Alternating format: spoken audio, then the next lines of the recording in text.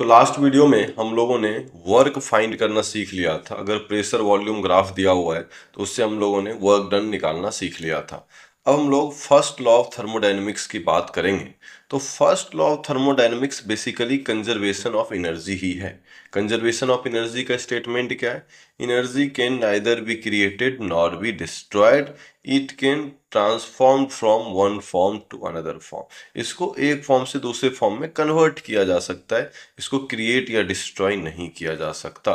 वही है हमारा first law of thermodynamics, conservation of energy पर ही बेस्ड है। इसको थोड़ा सा और डिटेल में समझते हैं। जैसे ये मान लेते हैं हमारा एक सिस्टम है ना, तो इस सिस्टम की ना कुछ अपनी एनर्जी होती है जिसको हम लोग इंटरनल एनर्जी कहते हैं। इसको हम लोग नेक्स्ट वीडियो में और डिटेल में समझेंगे ना। सिस्टम की जो इनहेरेंट एनर्जी है इसको हम लोग इंटरनल एनर्जी कहते हैं। अब इसको अगर एनर्जी देना है तो आपको मैंने पहले ही बताया था कि दो तरह से दे सकते हैं, या तो हीट के थ्रू दे सकते हैं या वर्क के थ्रू दे सकते हैं। तो हीट इसमें ट्रांसफर करें या वर्क इसके ऊपर करें, दोनों ही कहाँ चला जाएगा? इसके इंटरनल एनर्जी में स्टोर हो जाएगा। तो कुछ इस प्रकार से मैथमेटिकली डिफाइन किया गया है फर्स्ट लॉ ऑफ थर्मोडायनेमिक्स को कि आप जितना हीट देंगे, हीट ट्रांसफर करेंगे Q, और जितना वर्क डन करेंगे यानी कि W, वो सब कहाँ चला जाएगा? इसके इंटरनल एनर्जी को चेंज करेगा। तो delta U is equals to Q plus W। Small change के लिए बात करें तो DU is equals to DQ plus DW।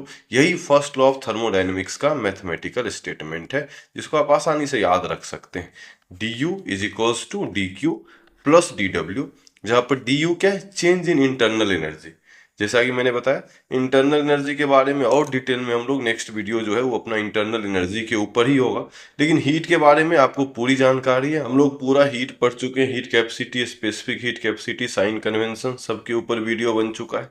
Work done क्या होता है, थर्मोडायनेमिक वर्क क्या होता है, इसका साइन कन्वेंशन, वर्क डन कैसे कैलकुलेट करते हैं, इस पर भी बात कर चुके हैं और ज़्यादा बात करेंगे इसके ऊपर। इंटरनल एनर्जी इसमें बच रहा है जिसके ऊपर हम लोग अगली वीडियो में बात कर लेंगे। तो बेसिकली ये आपको समझ में आ गया होगा। अब फर्स्ट लॉ ऑफ थर्मोडायनेमिक्स कहाँ अप्लीकेबल है? अब देखिए, कंजर्वेशन ऑफ एनर्जी तो हर जगह अप्लीकेबल है, लेकिन ये जो मैथमेटिकल स्टेटमेंट है ये केवल क्लोज्ड सिस्टम पर अप्लीकेबल है। हमने आपको पहले ही वीडियो में बताया था सिस्टम कितने तरह के होते हैं, उसमें जो अपना क्लोज्ड सिस्टम था उसी के ऊपर ये मैथमेटिकल इक्वेशन अप्लीकेबल है। ओपन सिस्टम पर अप्लीकेबल नहीं है।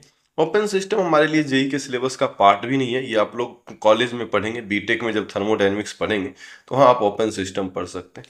इसके अलावा क्लोज सिस्टम जो है वो किसी एक्सटर्नल फील्ड के अब्सेंस में होना चाहिए। ये लाइन आगे लिखा भी होगा नोट के फॉर्म में, यहाँ देखें।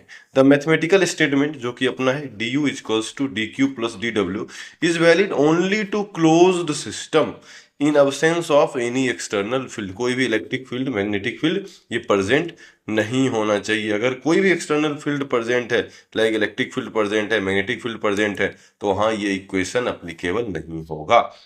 वैसे ये बात आपको लिखी हुई कहीं नहीं मिलेगी, आपको ये खुद एज्यूम करना होता है। बट ये आपको थेरेटिकल ये नॉलेज होना चाहिए कि आपने जो फर्स्ट लॉ पढ़ा है कहाँ अप्लीकेबल है और कहाँ अप्लीकेबल नहीं है। तो इस वीडियो में हम लोग इतना ही रखते हैं। अगले वीडियो में हम लोग डिटेल में पढ़ेंगे इंटरनल एनर्जी के बारे में।